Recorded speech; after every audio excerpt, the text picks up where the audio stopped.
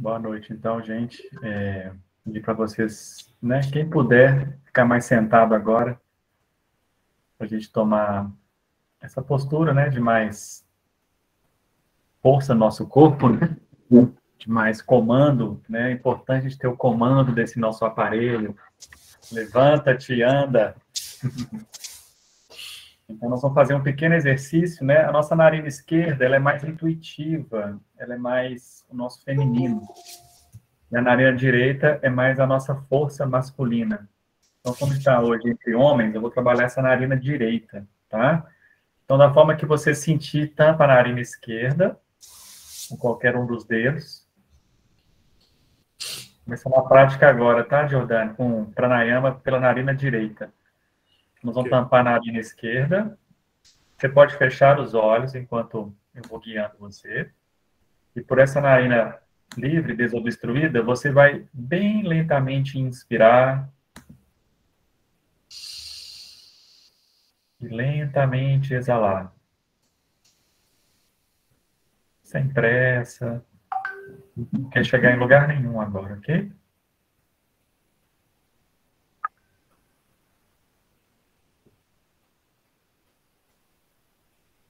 Inspirando lenta e profundamente.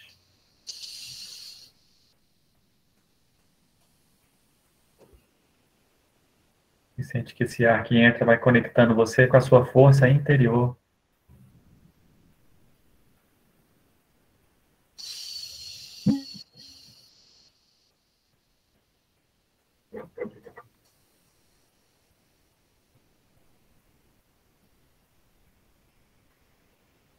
A capacidade de desbravar novos horizontes, estar abertos em coração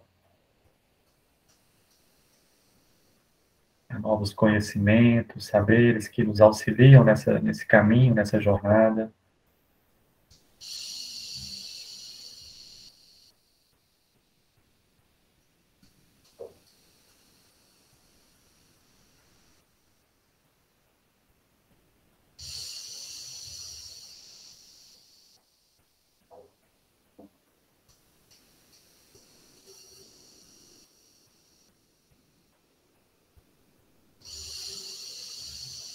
Faça uma contagem interna, quanto tempo você leva para inspirar, e faça o dobro do tempo na exalação.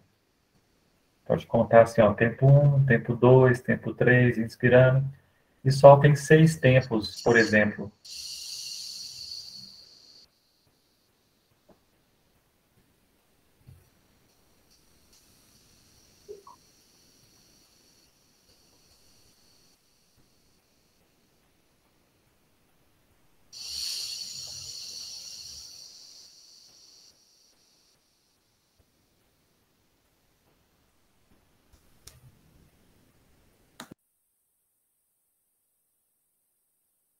Próxima vez que você completar, soltando o ar, repousar as mãos sobre as pernas, mantenha o corpo relaxado, a coluna alinhada, sem fazer nenhuma rigidez no seu corpo, mantenha os olhos fechados, se possível, mantenha o corpo quieto, como uma rocha, apenas observe os efeitos do pranayama, do exercício.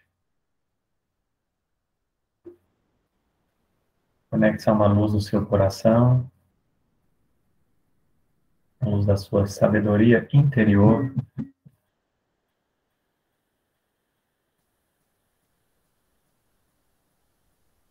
Deixe a respiração fluir da forma que você achar mais natural possível, mais confortável. Semblante, os olhos relaxados.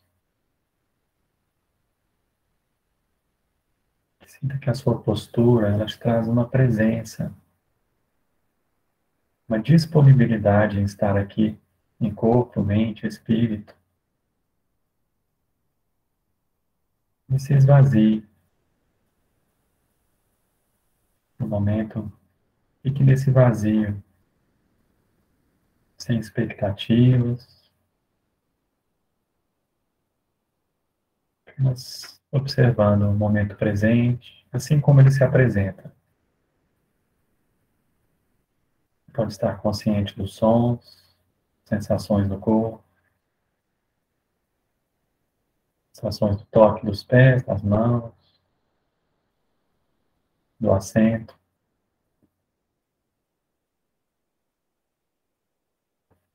Entre em contato também com você está nesse momento, a vida, das suas emoções, estendendo um tapete bonito para tudo que há, sem negar, sem se apegar.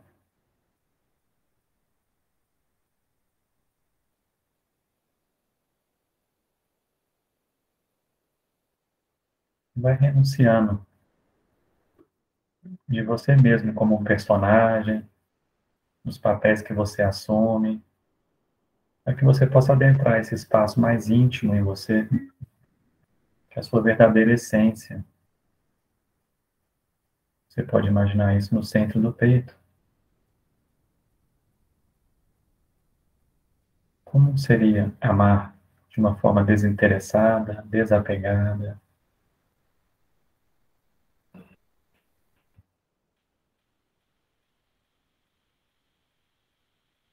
Eu posso me abrir para esse momento no meu coração, dizendo um sim para esse momento, estando presente, tomando posse daquilo que vai ser apresentado, da nossa partilha. Permita que o Criador esteja à frente desse trabalho, com todos os nossos anjos da guarda, com toda a egrégora que abriga e abarca todo o campo, esse campo de amor, de saber. Sinta cada coração aqui agora, presente, mesmo à distância, esse campo nos conecta a uma luz maior, a um saber maior que cuida da gente, que quer o nosso bem, que ampara esse grupo.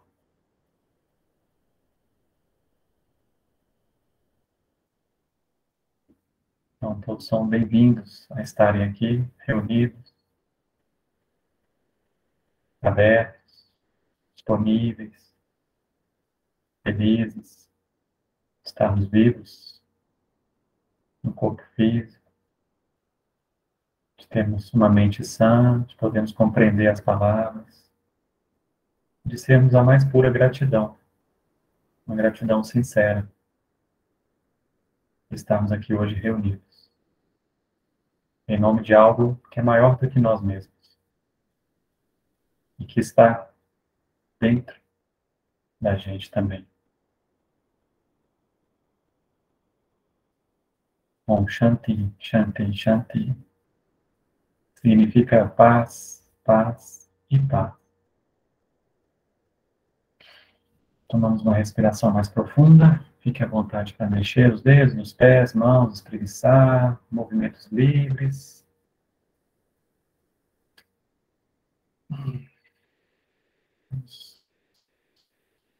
Continuidade, Toninho, aos trabalhos.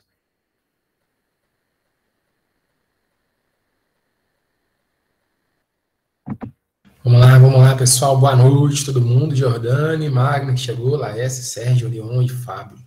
Pessoal, eu vou apresentar para vocês aqui, são 7 slides, né? E para quem já me conhece há mais tempo, sabe que minhas apresentações nunca passam de 7 slides. Sempre vão ficar em 7.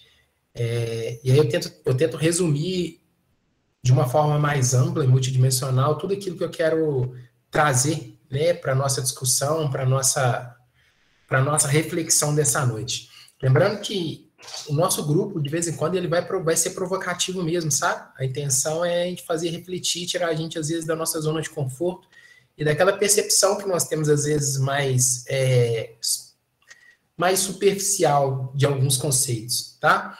Então, hoje eu vou apresentar aqui sobre o caminho, eu vou trazer algumas perguntas dentro da apresentação, vou compartilhar a tela com vocês aqui. E aí, se vocês tiverem alguma dúvida, pode escrever no chat, o Leon vai me ajudando também aí, para mim poder responder vocês, e também pode anotar, né, para a gente poder perguntar no final, beleza? Então, vou apresentar para vocês a guia aqui. Nós vamos falar sobre o caminho.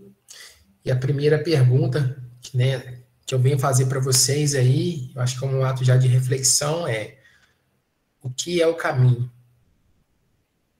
Existe um conceito do que é o caminho?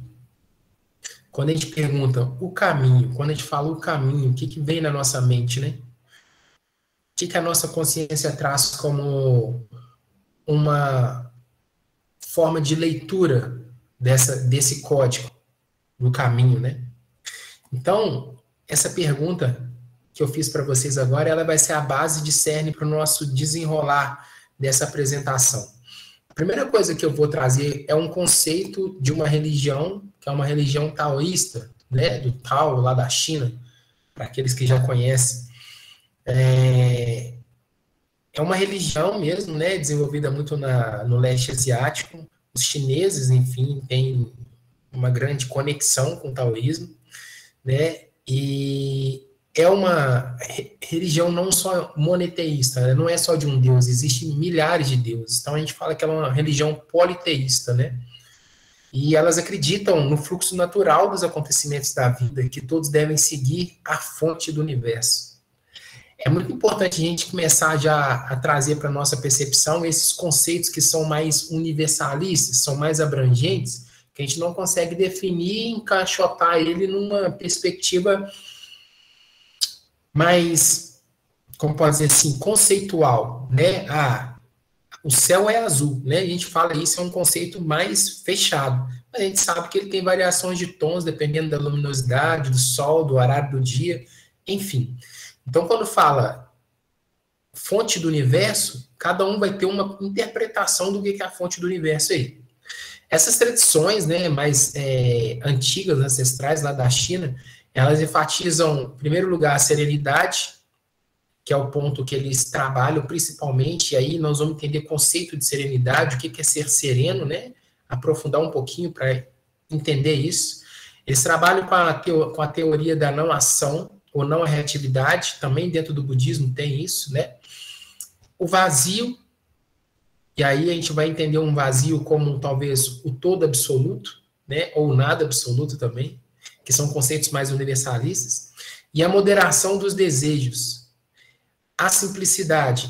Moderação dos desejos, a gente cai muito nas nossas questões de personalidade, dentro da linha hindu, né, dos 7 chakras lá, que para quem trabalha com essa linha, vai estar direcionado principalmente no 3º chakra, onde nós temos a manifestação do nosso ego.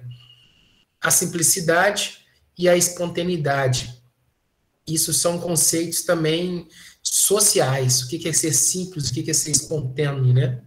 E a contemplação da natureza. Esse ponto de laranja, a contemplação da natureza, é importantíssimo, porque através da observância do movimento da natureza, de tudo que acontece, eles tiraram os 3 tesouros, que são a compaixão, moderação e humildade, né? Nesse conceito do taoísmo, é muito importante a gente já ter clareza, então, que o Tao, ele traz um significado de bem e de mal, de luz e sombra. Dentro da filosofia também, o Yin e o Yang, representando as forças masculina e feminina, ele traz também os conceitos entre certo e errado de uma forma mais dualista e cartesiana.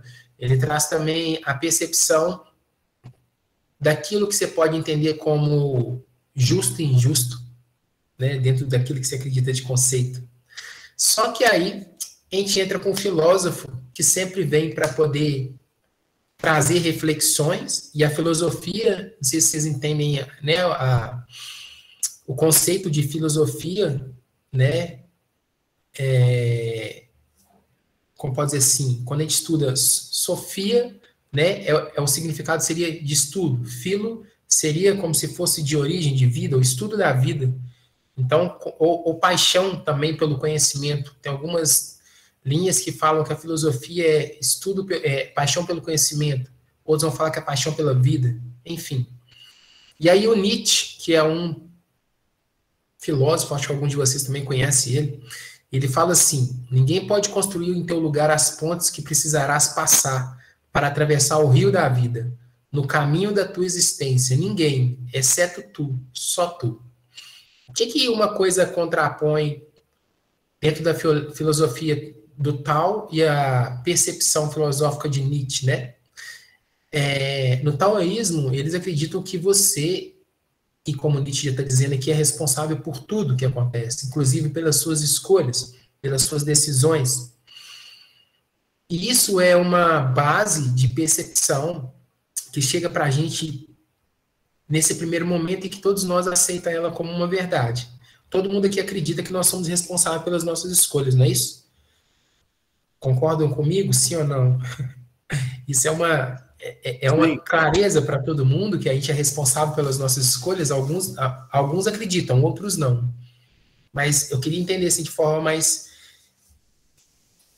de pensamento nesse instante, de uma forma mais consciente, né? Não precisa nem me responder diretamente. Vocês acreditam que vocês são responsáveis por aquilo que vocês fazem? Vocês são responsáveis pelo caminho que você está percorrendo? Você é responsável pela escolha que você faz?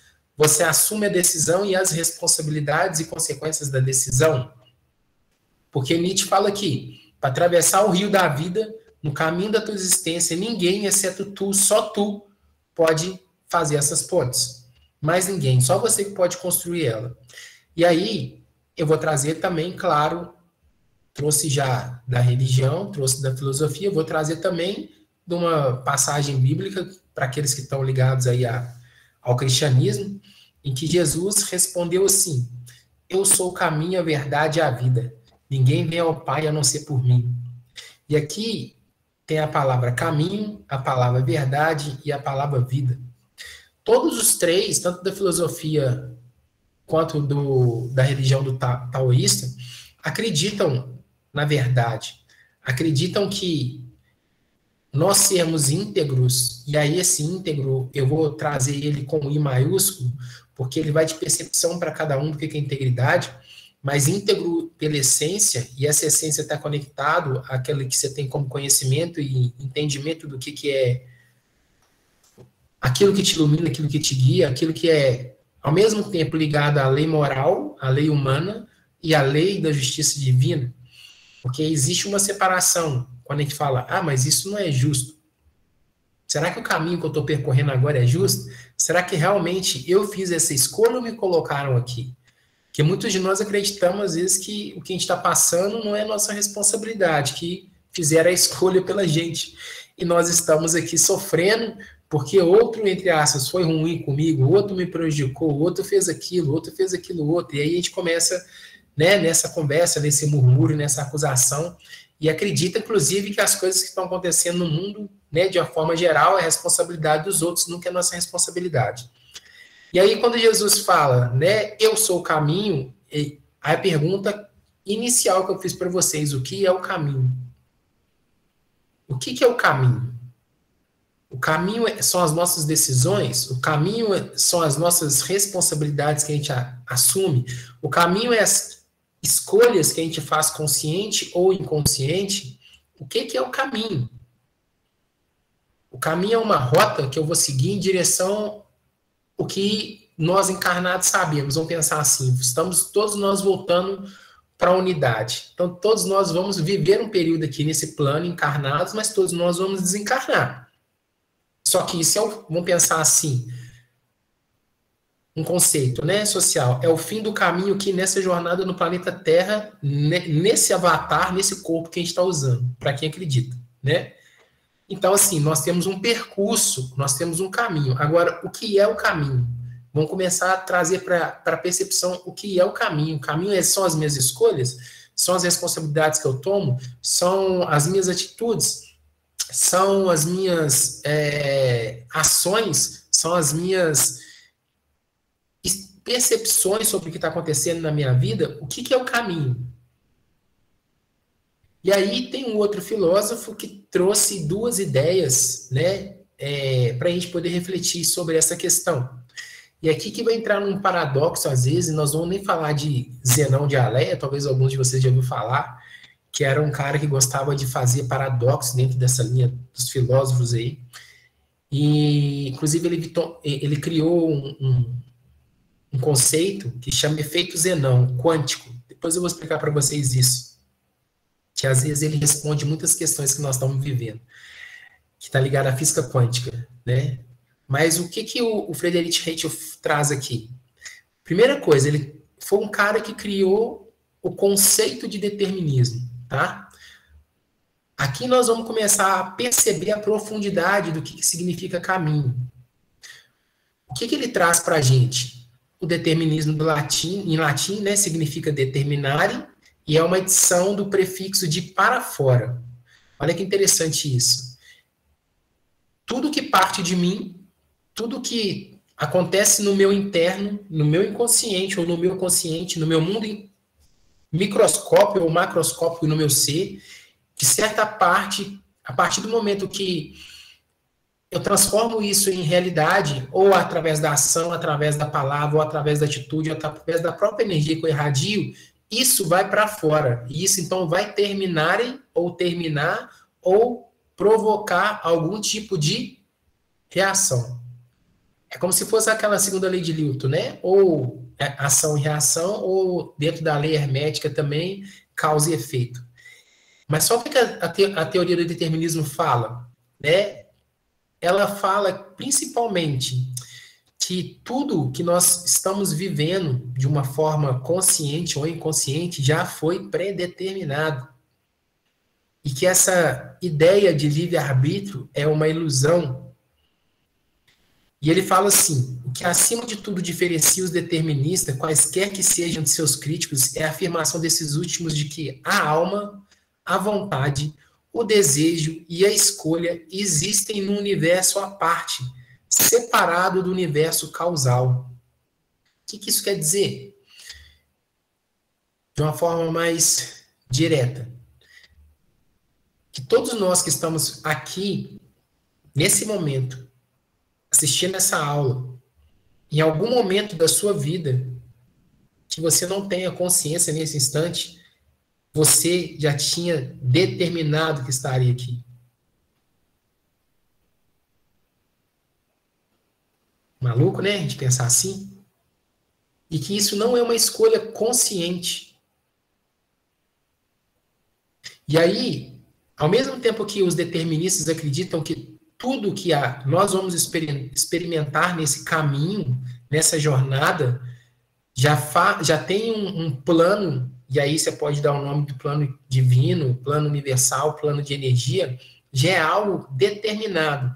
Nesse momento aqui, aquela ideia de escolha, de livre-arbítrio e decisão cai por terra. Porque toda escolha que você fizer é a escolha certa. Toda decisão que você tomar, inclusive a de não tomar, que já é uma decisão também, lembre-se disso, e quando você não decide, você decide não decidir, e isso também já é uma ação, isso causa naturalmente um efeito. Só que esse efeito, para os deterministas, não é causa e efeito nesse plano, ou nessa situação, ou nesse instante. Até mesmo porque, de acordo com as percepções dele, o que é decidido no presente, que é importante para manifestar o futuro. Ou seja, em algum momento do presente e passado, nesse plano, ou em outro plano, ou em encarnação, ou outro universo, onde você esteja, você tomou a decisão de estar aqui nesse momento estudando sobre esse tema. Só que ao mesmo tempo que tem a linha determinista, existe a linha do livre-arbítrio, ou livre-albedrio. Só para vocês terem clareza, o livre-arbítrio é algo que vem dentro de uma filosofia da religião, que já é usada há milhares de anos, né? Principalmente com o cristianismo, né? Há mais de 2.000 anos aí, com uma ideia principalmente de causa e efeito. São expressões que denotam vontade livre de escolha, as decisões livres dadas por Deus ao homem. Ele é um bem e um dom de Deus. A maioria dos crentes entende que o livre-arbítrio é a faculdade de escolhermos entre o bem e o mal. Só que olha que interessante, quando você leva para esse lado de escolher entre o bem e o mal, e se Deus já sabe todas as nossas decisões, se Ele já sabe tudo que vai acontecer, que Ele já sabe o que nós vamos experimentar, ou seja, nós então não temos o livre-arbítrio da escolha, porque Ele já sabe a nossa decisão, de uma forma mais sutil dizendo. E aí se torna um dogma de uma forma de aprisionamento através de leis morais, leis sociais humanas que têm, claro, uma interpretação da consciência encarnada sobre o que é lido na Bíblia e apresentado para as pessoas. E a partir daí, dependendo da intenção, cada um vai utilizar daquela forma que ele acredita que é melhor para ele. Aquela percepção que você tem, às vezes, de livre-arbítrio dentro do seu caminho, da escolha, da setinha, para onde que eu vou? Para a direita ou para a esquerda? Se eu for para aqui, pode acontecer aquilo, mas aí se acontecer, não quero que aconteça isso. Nesse momento, a sua mente já foi no passado, trouxe para você uma reflexão de algo que você tomou uma decisão que parecida com o que você tem que tomar agora, mas te trouxe emoções e sensações do que você já experienciou. E por isso, às vezes você escolhe não ir para aquele caminho, porque você acredita que vai repetir a mesma coisa. Só que você não viveu a experiência da repetição. E aí você tomou uma decisão através de uma percepção de algo que não existe mais, que é o seu passado. Eu sei que é difícil, às vezes, a gente digerir isso tudo que eu estou falando, assim. Mas repara para vocês verem. Quantos de nós temos aí conceitos e percepções de que algo vai acontecer porque já passou por situação semelhante e sente que aquilo vai dar errado? E aí o cara fica relutando para não tomar aquela decisão, relutando para não fazer, relutando para não acontecer, e aí parece uma coisa que o universo vai trazendo um tanto de coisa e vai puxando o cara para aquele lugar que ele não quer ir. E aí ele fala, cara, não vai dar errado, nossa, eu tô sentindo isso, meu Deus, mas tá tão claro, tá na minha frente aqui, parece que não sei o que tá acontecendo. Aí você vai resistindo, aí começa a sofrer, porque tem sofrimento na resistência, né? Você começa a fazer força para não viver o que a vida tá te convidando a viver. Às vezes a vida tá falando, meu amigo, deixa eu te falar, não é por aí. Presta atenção, você tá fazendo a mesma escolha, dando a mesma cabeçada que você deu. Agora eu tô te apresentando esse outro, mas você tá com a percepção que você vai dar cabeçada de novo, mas você nem experimentou um novo. E aí, através das suas memórias emocionais e sentimentais, você toma uma decisão que você acredita que você tomou para não viver. Só que, ao mesmo tempo, o que acontece? A vida vai e te coloca naquele lugar que você não queria. E aí você vive a experiência. E viver nessa experiência, você ressignifica, transforma, transmuta e vê uma outra perspectiva de um conceito que você já tinha antes, um pré-conceito. Como é claro isso que eu estou falando aqui? Me veio de trazer isso para a consciência para a gente refletir. O que o Espiritismo fala? E aqui o Espiritismo não relacionado a questão só de religião, a religião espírita, mas uma percepção um pouco mais ligada também à física quântica, de uma maneira mais aberta, né? O Espiritismo afirma que toda causa provoca um efeito. Isso é que todos aqueles que estudam o Espiritismo acreditam, né? Dentro das leis herméticas de causa e efeito, lei da polaridade, enfim. E que todo efeito advém de uma causa. Nesse contexto, olha o que eles vão dizer aqui. Deus é a causa primária de todas as coisas, já que foi ele que criou o universo, já que foi ele que nos trouxe para a vida manifesta. Será que naquela época ele já sabia que a Eva ia comer a maçã? Já que ele é a causa e ele entende tudo. Será que naquele momento foi um momento primordial do exercício do livre-arbítrio?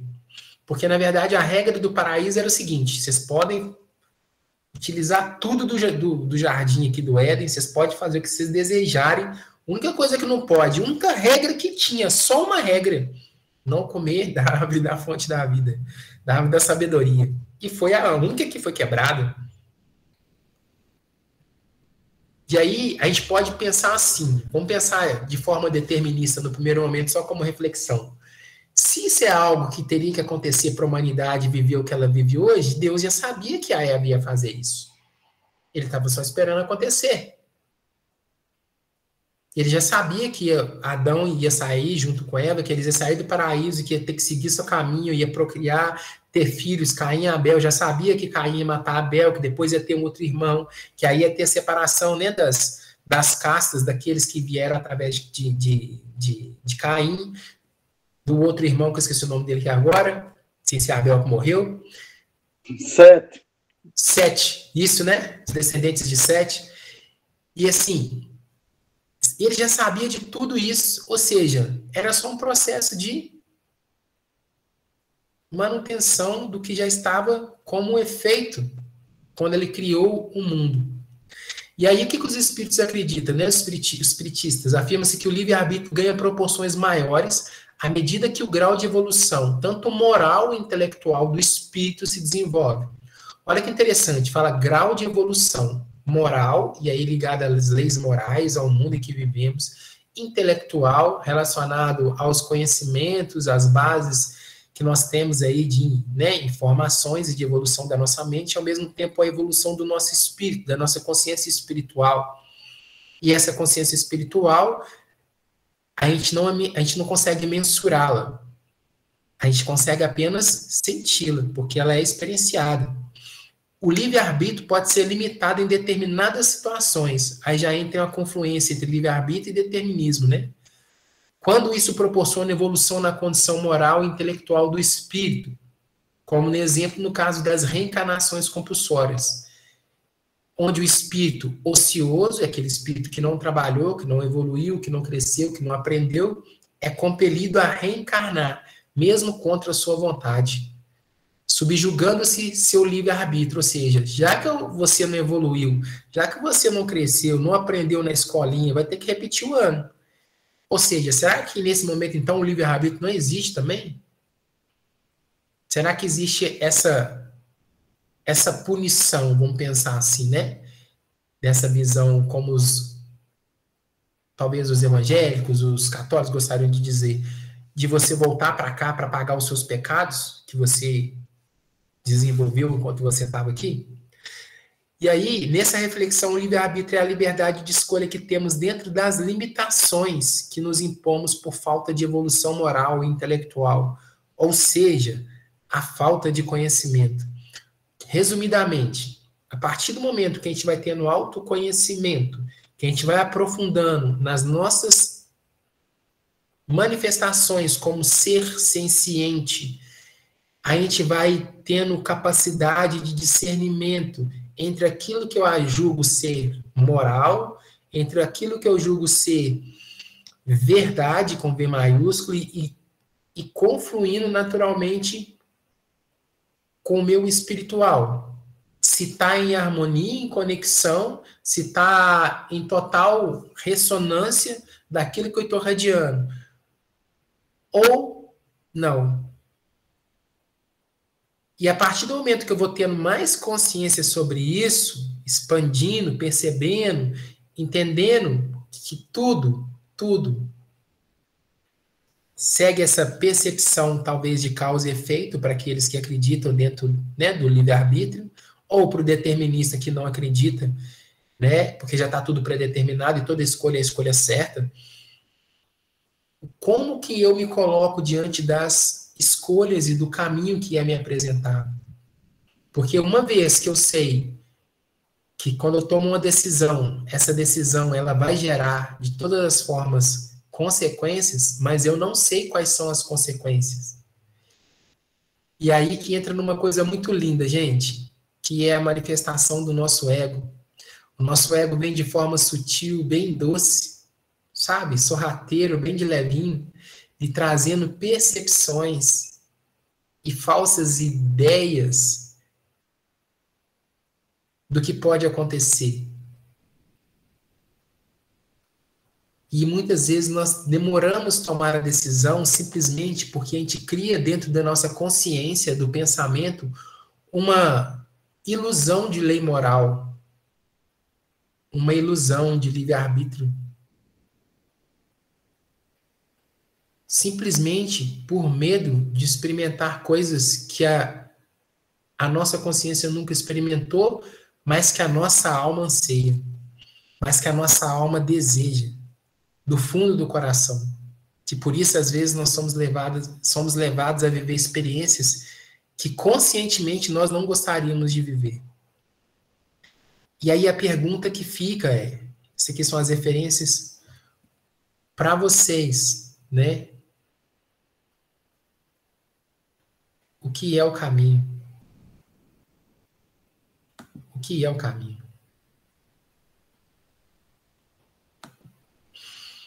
E eu vou... Essa é a apresentação, né, mais teórico, técnico que eu tive para trazer aqui para a gente nesse primeiro momento. E aí nós vamos agora abrir para nossas reflexões, para nossa partilha, para a gente trazer aqui para subir essa vibração cada vez mais e perceber o que ressoa no campo de vocês aí, o que vocês sentiram a respeito disso que eu trouxe. Então, vou parar a gravação, agradecer o pessoal. Próxima semana a gente está de volta nos Homens de Luz. Gratidão.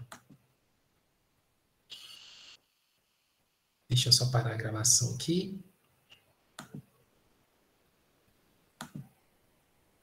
1, 2, 3.